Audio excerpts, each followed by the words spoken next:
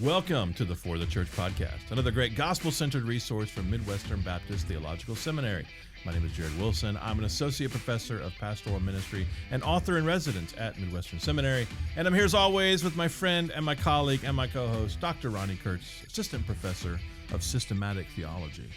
It's a special week. Do you know what happens this week? I do not. My new book, Hey, Mentoring come on. for Look how beautiful the Care it of is. Souls, drops this week. I think by the time this episode drops, the book came out yesterday. Okay. But it's this week. Congratulations. I want everyone who's interested in training up the next generation of pastors Come on. to get this book from Baker Books. Yes, Pastoral that's right. Mentoring. Yes. Yeah. It looks beautiful. That's a great series. We're going to enshrine Yeah. a copy back there.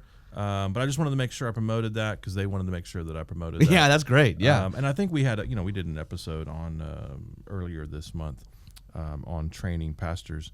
But the book comes I've not out read it, but I love your yesterday. writing, and I know that you thought about that topic a lot, so I'm sure it'll be great. When's your next book coming out? September 8th. Oh, that's quick. Yeah, September 8th. What's your let's Theology do a promo. Theology for Life. And Okay. subtitle is a joy-filled introduction to Christian doctrine. Nice. So it comes out with Baker as well. Baker. With Baker. Yeah, Baker Good on deal. September 8th. Yeah, So, Baker. So mine's Lexham Press. Yeah, which Baker bought Mhm. last year or a couple years ago. So it was a little confusing to me because they kept Lexham as like an imprint. That's right. Yeah. So it's, I think, still Lexham, but it's technically Baker. Yes, that's right. You go to the Baker site, and you Yeah. can find the book. Yeah. Yeah. I assume All that's right. my copy now. Theology for life. Well, we'll see. We'll Play see. your cards right. We'll see. Speaking of playing cards, No not knowing way. what hand anyone's holding. Hey, it's a man, grab that's bag. pretty good. Transitions are back, baby. That's pretty good. Never count me out. It's a grab bag, which means we bring surprise questions Yeah. for each other. We have no clue. And ideally, or normally, you're supposed to bring two. One time you brought three, and this time I thought I would do three, but you did three again. I did, yeah. I'm sticking to my guns, Eventually, man. we're just going to be having like hour-long episodes where we're like, what about this question? What do you think about that? All right, so who wants to go first since we each have three? I don't care. Whatever you're feeling. All right, Dealer's choice. Going back Okay. to the cards. I'll go first. Okay. I want to know, what is your most treasured possession? Oh, gosh. The way I'd frame this is your house is on fire and you can run in and grab one thing. Let's assume your wife, kids are all safe. So Yeah. So no people are your treasured possession. Which kid would you grab? No. Good grief. Sophie's Choice on the next film club. You know what Sophie's Choice is? No. That's a Meryl Streep movie from way Okay, back where yeah. she had to choose between her kids, Oh, like wow. which one goes to the concentration camp or Oh, something. Like gosh. that. Yeah. My word. It's one of those. Sounds kinda, like a lovely afternoon. It's a real uplifting movie. Yeah. Most treasured possession. You're going into the fire. Back in the day, we would have said, "Oh, family photos," but Yeah, now not all that's on anymore. a No, phone, yeah. So My OneDrive's fine. yeah, exactly. That is a hard You know, question. government forms you can get duplicates of. Yeah, but something yeah. you can replace, and you got to make sure you protect it. That is really difficult. But it's an instinct, man. There's a fire. I You're know. not sitting Okay, outside two on a things podcast. come. You got to run in and grab something. Two things come to mind. They're both fairly personal. Okay. So a little transparent answer here. Whenever I met Kristen, my wife, I had a feeling like almost immediately, like I'm gonna marry this girl. Okay. And so I started early writing letters to her, and knew that was going to be the way that I proposed. Was these letters would get more and more like one of them eventually I confessed my love for her in one of the letters, and then like a couple letters later I'm like, I think I've decided that I want to ask you to marry me one day, and then like 4 letters later it's like, I bought the ring. Wow. I'm planning our proposal. Yeah. And so I'm like journaling through my falling in love with her, and I actually used that. The day that I asked her to marry me, I gave it to her, and it was fun to like watch her face as she began to realize he's about to propose. Because like what a journey. the last letter is like, actually the ring's in my pocket right now as you read this. So Ronni Kurtz, come on now, yeah, assistant professor of romance. Dr. Love. Right. So that we still have that You have the letters. we have the letters, Yeah, of course. So that would be one. The other one, this one's like, again, it's kind of a tearjerker here, but so forgive me for starting off heavy. I grew up really, really poor. My mother, I grew up with my mother who, we had a very largely poor childhood. And one day I saved up money because I really wanted to buy my mom a present. And I went to a garage sale and I bought her what I thought were the most beautiful earrings this side of the Mississippi. Yeah. They were cufflinks. They were cufflinks. I bought love them. it. I bought them for her. I was maybe, I don't know, 7. Yeah. You know, and went to this garage sale with my own money. Yes. Bought my mom these earrings, and she kept them her whole life. So she passed away in 2018, and I got them back. Yeah. So I have the cufflinks. Do you ever wear the cufflinks? Yeah, I Cufflinks? don't. I Okay. don't. No. All right. Yeah. Try to put them in as earrings. Doesn't work. You know. No. I still have them. So those two things mean quite a bit to me. Oh, that's amazing. Yeah. Okay. Are you able to answer that question quickly? Yeah, I mean, well, as you were talking, I think I need to digitize some photos because I'm old enough that we do have photos that are not digitized, including wedding photos. I probably would grab those. But let's assume I've done that. That's behind me. I know exactly what I'm grabbing, which is my signed Tom Brady mini helmet. That's the levity we needed right now. Like, talking about his dead mom. He's talking It's about right next. I also have an Al Horford signed Celtics jersey, but they're right next to each other. So if I'm allowed to just kind of. Oh yeah, you can. Yeah, okay. Yeah, I'm bringing the jersey and the That is Tom Brady amazing. signed That is mini helmet exactly on. what we needed That's right the now. thing. And that's honestly, it's like if anything ever goes down, can I get to the basement, attic office quick enough to grab that helmet? Yeah, that's a good question. You should time yourself. Okay, I probably should, and I should probably put some fire extinguishers like in that area. Yeah, that's right. Do some fire fishing. Stop. Yeah. Okay. All right. Nice. First one. I don't know what situation occurs where this would ever happen. Okay. But let's say for some reason only one of your books gets to remain. Oh my word. The rest are getting obliterated from history. No one remembers them. No one gets to read them again. Yeah. But you get to pick one of your books that you wrote that gets to remain. Which one would you choose? My answer probably changes every 2 or 3 years, but I think now it's Friendship with the Friend of Sinners. Really? I would not have guessed that, dude. That is fun. Tell me why. I'm not. Well, it does. I think it's the most mature version of what I've been wanting to do. It's very similar to Imperfect Disciple. I love that book. In I terms love of Friendship like, with the Friend of Sinners. In terms of like tone, transparency, etc. And The Imperfect Disciple is my best-selling book, so that would in some ways seem like the reflexive answer. And I probably would have said that 2 or 3 years ago before Friendship came out. In the olden days, I might have said Gospel Wakefulness because it's the most direct on gospel centrality. That's right. Yeah. Like and every other book is in some ways kind of a spoke from the hub of gospel wakefulness, and the other books almost wouldn't exist without it. But I just think the journey I've been on with Jesus, what I have learned over the years, and what I want to communicate about how precious Christ is, I put my heart and soul into that. Yeah. Into that book. It's an amazing book. And tried to, do justice to what it means to, be friends with God as one would, speak to him face to face as one would a friend. To quote Exodus. So that's probably That's good to know. I think that would be the one. Yeah. I could be. I might change my mind tomorrow. I assumed you were going to say Imperfect Disciple or even Pastor Justification, but but I think Friendship does for everyone, including pastors, what Pastor that's Justification exactly does right. for pastors. That's exactly right. I think. Yeah. So that's great. That's a good question. I like Thanks. that. Yeah. Very similar. Okay. My next question is, what's one book you want to write? Oh man. Okay, so I don't know if you know this about me. I have a folder of like 45 ideas. Okay. I'm just an idea. Most writers do. I do I'm just too. an idea guy. But let's say you could only do one more. Yeah. Or maybe another way to think of it is like the book that you don't think you'll be, like someone will pay you to write or you'll get a contract for, but is a passion thing for you. Yeah. But then suddenly you could. What's that one book? That's a great question. I love this. For me, it's a novel, but. Yeah. A novel would be up there for me. Okay. A collection of poetry would be up there for me. I would like to actually eventually publish a collection of poetry. So that one I hope is a little more Well, realistic. you got these Bible sonnets. Well, exactly. I would love to. Episode. Yeah, that's right. I'd love to eventually get those out there. I think maybe a theological account of truth, beauty, and goodness Okay. would be up there for me. those three, the transcendentals as they're called, The what? the transcendentals, Transcendentals. Okay. those motivate me a lot, thinking about truth, beauty, and goodness, especially in how they're all really one pursuit, the pursuit of Jesus Christ.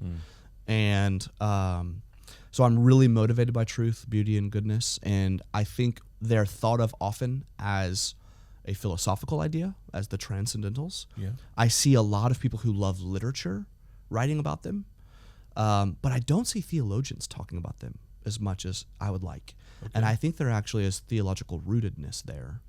So that's one. The other one that's like is actually like kind of burning in my head. That's like I got to get that out at some point.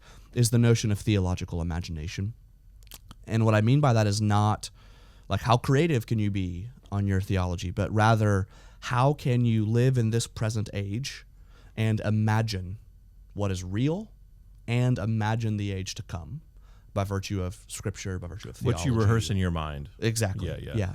So like even something like with suffering, like there is this thing you feel which is right and good and necessary, but do you have the theological imagination to imagine what God is doing with it? Okay. So there's something there too. Excellent. Yeah. That's a great question too. I see you writing those. I would love to. I yeah. think We'll see. Yeah, it's probably in the cards. Yeah, we'll see. All right, next one. What you got for me? I have one on spiritual disciplines. Oh. It's kind of a basic one that you can take where you'd like. The Okay. basic question I want to ask, though, is what comes most naturally and what is the most difficult in terms of like the gamut of spiritual disciplines for you? Oh, the gamut. Yeah. So you're like, I never pray. I've never prayed in my life. Just kidding. Well, typically between like Bible intake and prayer, Bible intake comes more naturally, prayer comes less naturally, and it's been harder. It's been easier over the less hard over the last few years, and this later stage of my life, or this most recent stage of my life, I'm inclined more to prayer than I have been in my youth. I love that. Yeah. And I have a theory behind that. I just think it's because prayer is the expression of helplessness at its core, or neediness. When you're younger, you're got more energy, you're stronger, you think you know everything. Yeah. You just, or I at least, was less inclined to prayer because I just feel like, I can figure this out. I know what I'm doing, or I can figure out if I don't. The older you get, the more in touch with your need and the need for help you are. And I pray more for my kids than I did when they were little, which just seems odd because I prayed for them a lot when they were little, but I thought it'd be the other way around. Oh, when once they're functioning adults, you know what I mean? Yeah. The job's done. I pray for them a lot more now than I did when they were itty bitty. So I find prayer still probably the most difficult. Yeah, I think so. Bible intake, Bible study comes most naturally to me because I've just always been a reader. Even before I was reading the Bible, just as a little kid, Bible storybooks, whatever. But I just was a reader, always reading. And there's also something kind of useful in it. That's right. Yeah. Especially in your career. Well, yeah, especially for my work, but even just like it's tangible. I could read from here to here, and I know I've accomplished something, or I can learn something, or see something, or that sort of thing, encounter something. And so, just reading comes more naturally. So that comes more naturally. I have a weird relationship with fasting. I was interested in that. Yeah, just because I would say gluttony is a besetting sin that I've struggled more with.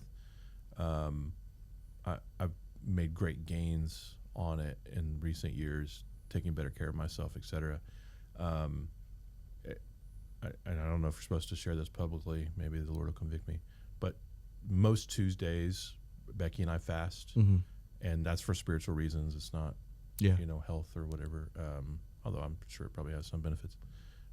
It is a day for us.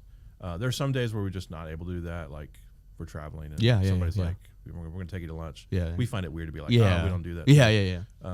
But most Tuesdays, especially when we're at home, we fast. Love that.